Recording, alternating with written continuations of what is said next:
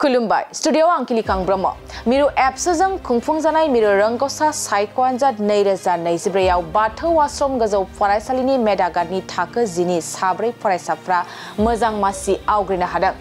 बाक्सा जिल्लानि मेधागादाव थानाय बाथौ आश्रम गोजौ फरायसालिनि मेधागादनि फरायसाफ्रा एप्सजों खुंफुंजानाय मिरु रोंग'सा सायख' आनजादाव बोसोरफ्रोमबो मोजां जौखोन्दो लानानै उथ्रिनो हाबोबाय थाबोदों। थिग बेबादिनो देग्लायबो मिरु रोंग'सा सायख' आनजाद 2024 आव बाथौ आश्रम गोजौ फरायसालिनि मेधागादनि साब्रै फरायसाफ्रा मोजां मासि आवग्रिनो हादों। बाथौ आश्रम गोजौ फरायसालिनि फरायसा मिथिसार सरगियारिया गासै 169 नम्बर लानानै 84.5 जौखोन्दो लाना टप 1 मासिखौ आवग्रिनो हादों। जन बर'आ 167 नम्बरजों 83.5 जौखोन्दो लानानै टप 3 मासिखौ आवग्रिनो हादों। मनिषा बसुमतारिया 162 नम्बरजों 81 जौखोन्दो लानानै उथ्रिनो हादों आरो ब्रजेन बर'आ 160 नम्बरजों 80 जौखोन्दो लानानै उथ्रिसार जानो हादों। बाथौ आश्रम गोजौ फरायसालिनि फरायसाफ्रा 2024 मायथाइयाव खुंफुंजानाय मिरु रोंग'सा सायख' आनजादाव साब्रै फरायसाफ्रा मोजां मासि लानानै उथ्रिसार जानो हानायखौ डाइरेक्टर मतिलाल सरगियारिया गोजोननाय मोननायखौ फोरमायदों आरो लोगोसे फरायसाफोरनि जाफुंसारनायाव फरायसा फरायसुलिफोरजों लोगोसे फोरोंगिरि आरो बिमा-बिफाफोरखौ साबायखर बावहरदों। जोंनि नायनो गोजोननाय मोनदों मानो होनोब्ला दा बेबायदि रिजाल्ट जोंनि आगोलाव जायाखैमोन। देग्लाय जोङो एप्सुजों खुंजानाय बे टेलेन्ट सार्चआव जोंनि नायनो मोजां फिथाइ मोननो हादों। जोंनि फरायसाफोरा खोब मोजां पारफरमेन्स बावहाय दिन्थिदों। बेनि थाखाय जोङो एप्सुखौ जोङो सेन्ट्रेल एप्सुखौ इनायनो जोङो माने साबायखर बावनांगोन। बिथांमोना जोंनि बे सोलोंथाइ आयदाखौ जेरैबायदिहाय दैदेनलांदों बे आसलते एकदम बाख्नायजाथाव आरो बे टेलेन्ट सार्चनिफ्रायनो जोंनि फैगौ जे HLC एग्जामिनेसनफोराव जे मोजां रिजाल्ट मोनगोन बेखौ जों नुहुरखायो। बेखायनो जों सानदों जोंनि फरायसाफोरा खोब मोजाङैनो एबारबो माने फिथाइ लाखिनो हागोन एबा जोंनि रिजाल्टखौ खालामनो हागोन होननानै सानदों। आगोलावबो जोंनि फरायसाफोरा मोजां रिजाल्ट खालामदों खिन्थु दुखुनांथाव बाथ्रा जों स्टेननि बे लामायालागै जोङो स्टेन्डआ माने आयदायालागै जों मोनहैनो हायाखै। आसा खालामो जोंनि फरायसाफोरा एबार बे स्टेन्डखौ लाखिनो हागोन होननानै जों आसा खालामदों। साबेसे फरायसाया उथ्रिसारदों?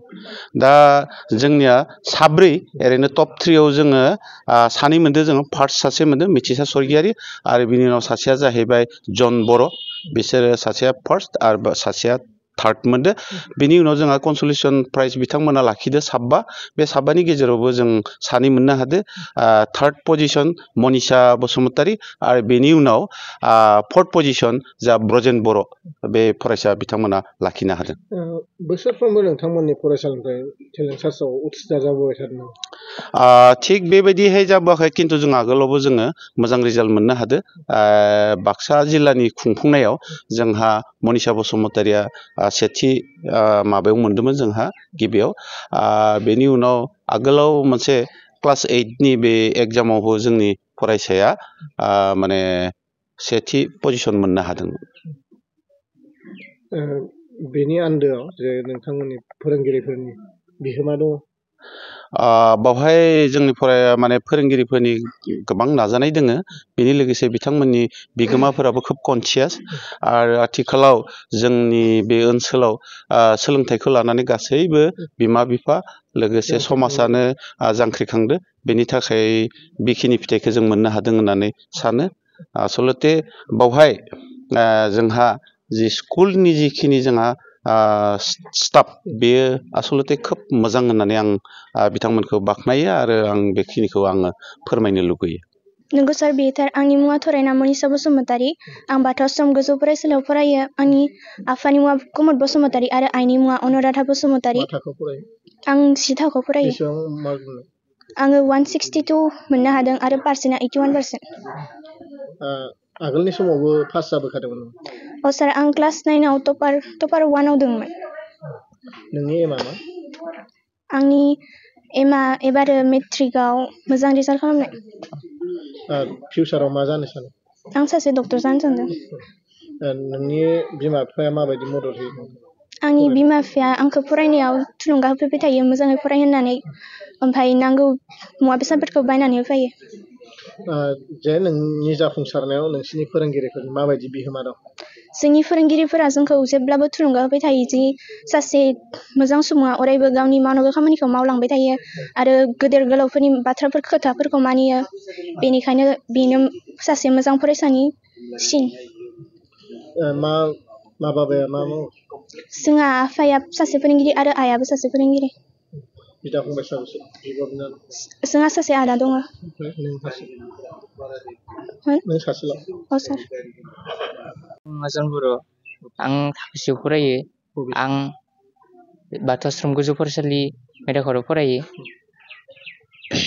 आं नै दाख्लैसो जाखांलांनाय टेलेन्ट सार्च एग्जामाव पास जानो हादों। बेसेबां नाम्बार मोननाय?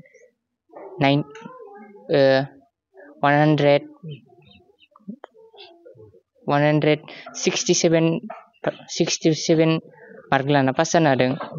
आं दा जोंनि फरायसालिनि सार नोंथांमोन आरो आंनि बिमा बिफानि नाजानायाव आं पास जानो हादों। बेखिनिखौनो आं बुंनानै आंनि बाबाया थैना थांबाय, नाथाय माया खस्थ' खालामनानै आंखौ मोजां नायफिनदों। बेनि थाखाय आं साबायखर बावहरो। जे बेफोरबायदि आनजादाव नोंथाङा उथ्रिसारबाय, इयुनाव मेट्रिक आनजादखौ माबायदि रिजाल्ट लानो सानो? आं दा मोजां रिजाल्ट लानो सानदों। 95 मार्क लानो सानदों। दा आं नाजागोन बेखिनिखौ लानो थाखाय। नोंनि एमआ मा? आंनि एमआ आं सासे इन्जिनियार जानो सानदों। बिदा फंबाय साबेसे न'खराव? जोंहा बिदा फंबाय गैया, नाथाय सासे बिनानाव सासे दं। मिथिसा सरगियारि, आं बाथौ आश्रम गोजौ फरायसालि मेदागादनि 10 थाखोआव फरायो। आङो दाख्लै 2014 मायथाइनि एबसुआ खुंजानाय सेन्ट्रेल टेलेन्ट सार्च एग्जामाव सेथि मासिखौ 169 नम्बर लानानै आवग्रिनो हादों। आंनि बे जाफुंसारनायाव जोंनि फरायसालिनि फोरोंगिरिफोरनि आरो आंनि आइ आफामोननि बिहोमा दं होनना आं सानो। न'आव बेसेबां घन्टा फरायो नोंथाङा? आं न'आव सानफ्रोमबो 10 घन्टा फरायो। मा बाबामोना जोबोद मदद होयो?